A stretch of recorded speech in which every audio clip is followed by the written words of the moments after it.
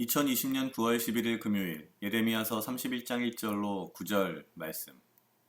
나 여호와가 말하노라. 그때에 내가 이스라엘 모든 가족의 하나님이 되고 그들은 내 백성이 되리라.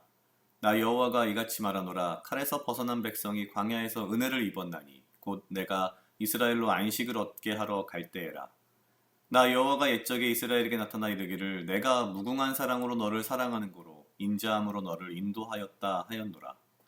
처녀 이스라엘아, 내가 다시 너를 세우리니 내가 새 음을 입을 것이요 내가 다시 속으로 너를 장식하고 즐거운 무리처럼 춤추며 나올 것이며 내가 다시 사마리아 산들의 포도원을 심되 심는 자가 심고 그 과실을 먹으리라. 에브라임 산 위에서 파수꾼이 외치는 날이 이를 것이라. 이르기를 너희는 일어나라. 우리가 시온에 올라가서 우리 하나님 여호와께로 나아가자 하리라. 나 여호와가 이같이 말하노라.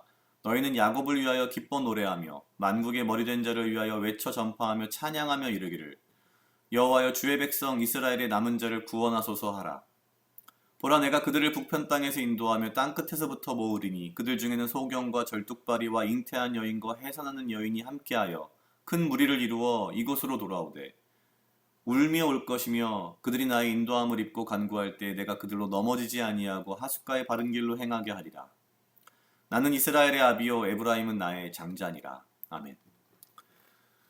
오늘 예레미야 31장 1절로 9절 말씀은 하나님께서 이스라엘 민족에 대한 회복을 약속하시는 말씀입니다.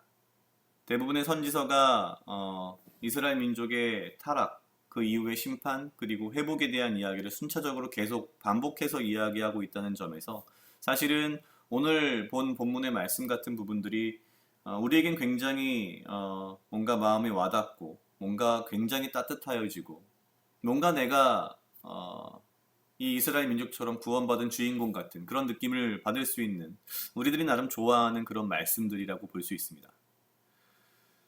처녀 이스라엘아, 내가 다시 너를 세우리니 내가 세움을 입을 것이요 내가 다시 속으로 너를 장식하고 즐거운 무리처럼 춤추며 나올 것이며 내가 다시 사마리아 산들의 포도원을 심되 심는 자가 심고 그 과실을 먹으리라.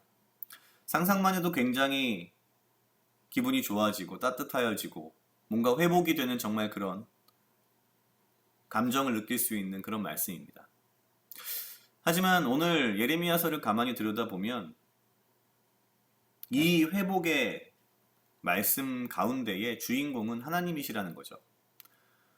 계속해서 반복되는 말씀 중에 한 가지는 이런 겁니다. 나 여호와가 말하노라. 나 여호와가 이같이 말하노라. 나 여호와가 이같이 말하노라. 이런 말들이 계속 반복되고 사실 우리가 회복되는 것이고 우리가 회복을 받는 것인데 주인공은 알고 보면 사실은 우리가 아니라는 거죠. 물론 우리 나름대로 우리 자신의 감정을 대입해서 우리가 이렇게 회복되는 거에 대한 기쁨과 감사함과 이런 것들이 분명히 있습니다. 그러나 이 회복의 말씀 가운데의 주인공은 하나님이시고 사실은 이스라엘 백성이 무언가를 잘해서 이스라엘 백성이 훌륭해서 이런 게 아니고 하나님께서 그들을 너무 사랑하셔서 은혜로 회복하신다는 전적으로 하나님의 힘과 권능과 능력으로 하신다는 말씀을 분명하게 오늘 본문 가운데 하십니다. 가장 관심을 가지고 본 것은 마지막 8절과 9절입니다. 8절은 이렇게 되어 있습니다. 보라, 내가 그들을 북편 땅에서 인도하며 땅끝에서부터 모으리니 그들 중에는 소경과 절뚝발이와 잉태한 여인과 해산하는 여인이 함께하여 큰 무리를 이루어 이곳으로 돌아오되. 지금 우리 사회에서도 사실 그렇습니다만 당시 고대 근동시대 기준으로는 소경, 절뚝발이, 잉태한 여인, 해산하는 여인은 사회적인 약자의 수준을 넘어서서 거의 사람의 어떤 기준, 그러니까 사람을 인구를 카운트하는 데 들어가지 않는 인구를 우리가 계수하는 데 들어가지 않는 사람들이었고 사실상 당시 기준으로는 완전히 무시당하는 사람들이었습니다. 아무도 관심을 가지지 않았죠. 근데 이 말씀에서 하나님께서 분명하게 지적하시기를 그들 중에는 소경, 절뚝발이, 잉태한 여인, 해산하는 여인이 함께하여 큰 무리를 이루어 이곳으로 돌아오되 라고 말씀하시는 겁니다. 생각해 봤습니다. 이스라엘 백성이 잘한 게 없는데 하나님께서 그들을 사랑하셔서 전적으로 구원하시고 그들을 모으셔서 인도하십니다. 잘나고 강하고 뛰어난 사람들이 아니라 하나님께서는 소경, 절뚝발이, 잉태한 여인, 해산하는 여인과 같은 약자 중에 약자, 포로라는 집단 자체가 가장 약한 집단인데 그 약한 집단 중에서도 가장 약한 사람들을 특별히 언급하시면서 그들과 함께하여 큰 무리를 이루어라고 이야기하십니다. 어찌 보면 인간이 가지고 있는 가장 악한 죄성 가운데 하나가 약자들 가운데에서 특히 더 약한 사람을 괴롭히거나 무시하는 것이 인간의 가장 악한 본성 중에 하나가 아닌가라는 생각을 합니다. 하나님께서는 분명하게 말씀하십니다. 나는 그들 중에 약자 중에 가장 최약자를 나는 특별히 더 사랑하고 그들을 더 신경 쓴다. 그런데 이들이 돌아오면서 하는 모습을 보면 9절에 이렇게 되어 있습니다. 울며 올 것이며. 울며 온다. 가만히 생각해 봤습니다. 포로에서 해방되어서 본향 땅으로 돌아오는 이스라엘 백성들의 모습. 굉장히 기쁘고 즐겁고 축제를 벌이지 않을까라는 생각을 했지만 이들은 울며 올 것이라고 하나님께서 분명히 말씀하십니다. 그 얘기인즉슨 그들이 구원받고 회복받을 만한 사실 사람들이 아닌데 본인들의 상황과 입장을 너무나도 잘 알고 전적인 하나님의 은혜로 구원받음을 감사하며 울며 회개하며 감사하며 올 것이라는 말씀이 아닐까라는 생각을 해봤습니다.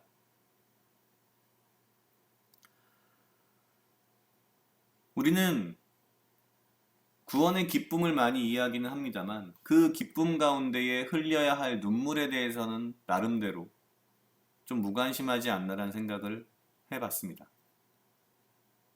울며 오는 소경, 절뚝발이, 잉태한 여인, 해산하는 여인이 함께하는 큰 무리, 아마도 진정으로 회개하고 주님 앞에 감사하며 받은 구원과 받은 회복을 가볍게 여기지 않는 모습이 아닐까라는 생각을 해봤습니다. 오늘 말씀을 통해서 어쩌면 지금 이 시대를 살아가고 있는 우리는 너무나도 쉽고 가볍게 우리의 구원과 우리의 회복을 취급하고 있는 것은 아닌가라는 생각을 해봤습니다.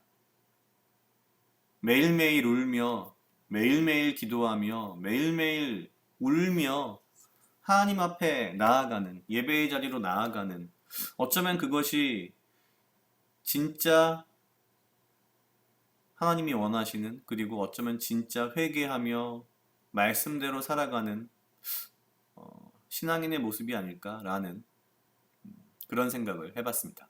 각자 약 2분 정도 묵상하시겠습니다.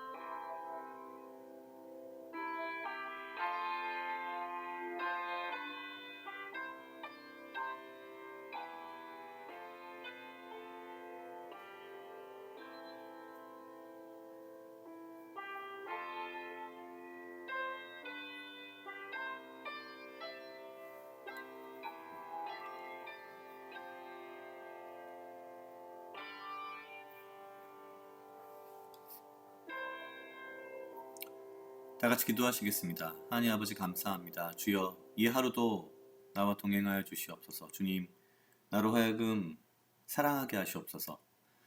아버지여, 나를 해하려 하는 그 어떠한 무리들로부터 나를 지키고 보호하여 주시며 내가 오직 주님 주시는 지혜와 명철로 이 하루를 살아가고 나에게 필요한 건강과 육체적 강건함을 허락하여 주시옵소서.